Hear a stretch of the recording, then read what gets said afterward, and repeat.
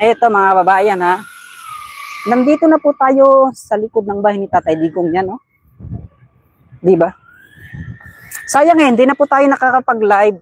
Nakakamiss po talaga, no? Yung puyatan po natin na pagla-live sa bahay ni Tatay Digong.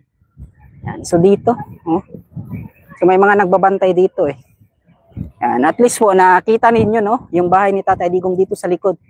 Bakit ang aga mo nag-live host stands? Kasi ma'am ko 2:30 pa sana kanina. Magsimula yung 21 kilometers, no? Dito po yung likod ng bahay ni Tatay Digong, mga kababayan eh. Yan. So dito. Wala bang nagbabantay? Wala na yan oh. Wala na. Kamusta lang tayo? Ay sir, kamusta sir? Ay, shout out sa mga sir. Pwede ako mag-live lang dire sir. Nag-update lang ko dire sa balay ni Tatay Digong, okay ra? Yan, sa ito pala yung likod ng bahay niyo. Kami mga nagbantay sa balay ni Tatay Digong ba. Karon wala nagipakuan, wala nagipabantayan kay murag nagkakuan. Pero karon always ang sa likod na agyapoy nagpandiri no? At least na nagyapoy nagbantay dire sa likod, no. Yan. Dire ako ang kuan sa EPG ng no. vlog. Nag-live ka sir. Shout out kay sir, napakagwapo sa mga kuan diyan ha. Sa mga chika babes ran, si sir. Taken na pala si sir. So sa mga kwandat, yung mga chika babes dyan, taken na pala si sir eh. Yan, Masa sir, 24 hours ba nga nagbantay diri kailangan ko bantayan diri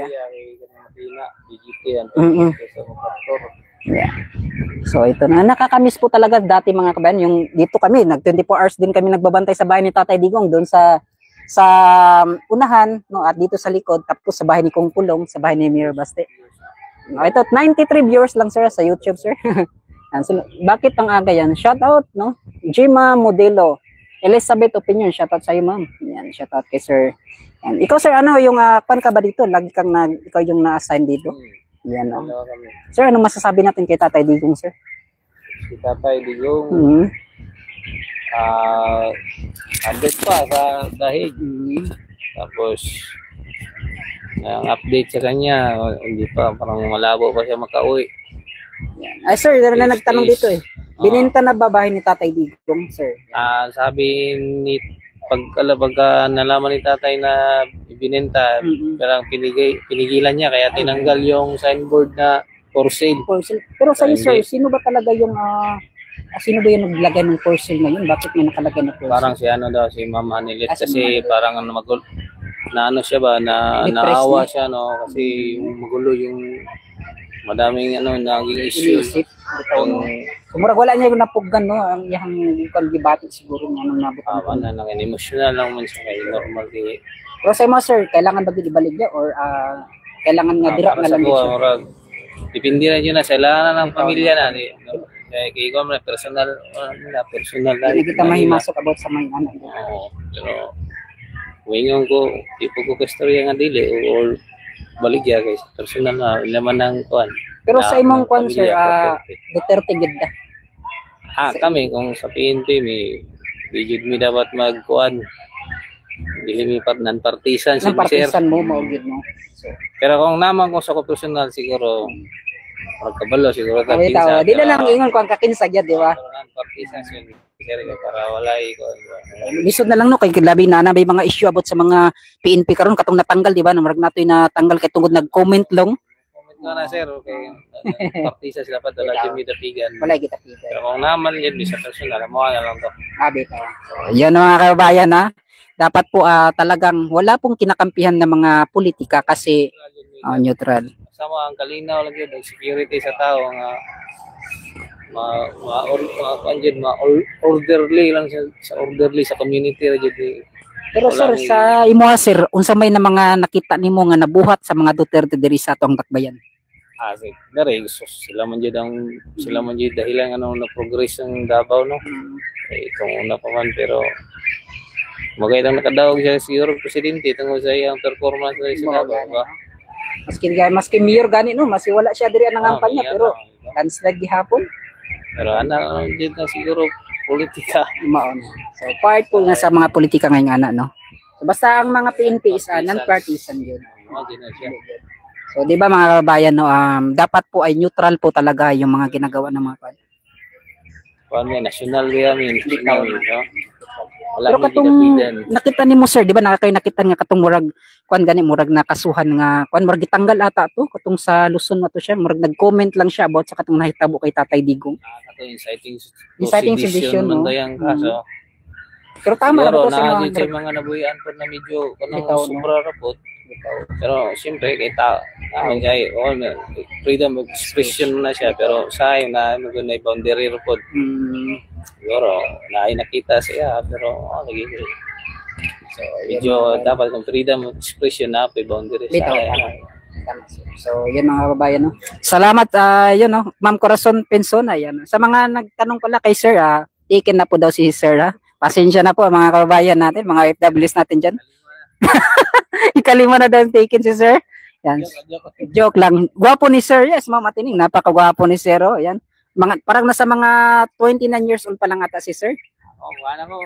37. 37. Yan, magkaedad lang kami ni Sir eh. Ayan, magkaedad. Parang kuan eh, iba talaga yung mga Filipino beauty mga kababayan. Akala mo mga kuan, baby face yan. Yan ang tunay na pulis dito lang ng Turingoy. Yan, wala nga tayong makuhan dyan, wala tayong mako-comment kasi yan nga po. Kita na bisyo jogging. Bitaw no. Yan, no? Sports ba? Pero sa mo sa athletic. mga gibuhat mo sir, ngano para nganong na-maintain mo imong lawas sa Siguro wala kay ko nagapanigarilyo, dili ko gainom. Ya, medyo hilig yung bugay kog pasingot ko ng exercises. Nga na siguro mabang di bugay ko dako. Bitaw mo gana binako 29 lang ka sir. 37 mo 37 ko. Mukha niya si Biko Soto. Oo, yun no. Parang si Biko Soto rin yung mga sir maulaw. Sir, pero sir, sa mga nakan mo sir, sino yung mga kalok-alike daw dati sir? Parang si Biko Soto eh. O nga na, so May nagsabi din, si Biko Soto. Tama, parang si Biko Soto. Ngayon ko lang din nakan Ma'am Tining, no? Yan. Pero taken na si sir, no? At least kalima na. Ginampanan po niya yung kanyang tungkulin, no? Neutral po siya sa mga nangyayari, non-partisan siya. Sir, paano na lang sir, yung masasabi natin sa pagbantay dito sa bahay ni Tatay Digong? Diriya karon no, peaceful man as pareha gyapon sa Davao, peaceful man naman lang yung mga kriminalidad, di po kay grabe. Kay sa makita mo nimo mga kada kanto na mo mga patrol car.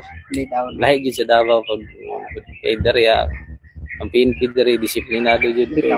Ang jud kining jud naman lang yung mga police na medyo suwail gamay ra. Pero naanad man tatungod pag kay ko ano gina tatay no. Basta gabawin niyo mga disiplinado. Good job sir, matinong pulis. So, kitang-kita naman sa kanyang no? Sa kanyang personalidad talaga mamatinong, no? Biko Soto po siya, mamatinong. Sir, maraming salamat sa babantay sa bahay ni Tatay Digong. Maraming salamat. Di na lang natin kukunin yung kanyang pangalan. At least kung nakita natin yung marami ba kayo dito sir? Kunti lang yung dito na area, ano kami sa NGO na unit, dalawa kami. Tapos meron din doon sa kabila. Sir, ako na lang natin kay Tatay Digong sir. Non-partisan nga ito mga kababayan na. Sa kanilang is syempre miss na rin nila si Tatay Digong dito po sa pamumuno sa Davao City niya. At ipakan na lang natin si sir kay Tatay Digong. Misahin na lang natin kay Tatay Digong. Okay, Tatay. Walang yun siya, mag-be strong yaman niya, basing saya ng edad, no? Pero hopefully siguro, makawali siya, di ba? Pero man, ginatrabaho man sa iyang kuan, sa iyang mga council dito kung sa mga gwapong na mga remedy para makauli siya. Ito laging itong interim release na maunta to. Pero mag-grant may mga judges dito nga mo balansi kung sultan si Tatay Digong o sa man lang ilang decision, magpaabot ra ta sa update sa social media, sa TV. Ano lang, siya ta.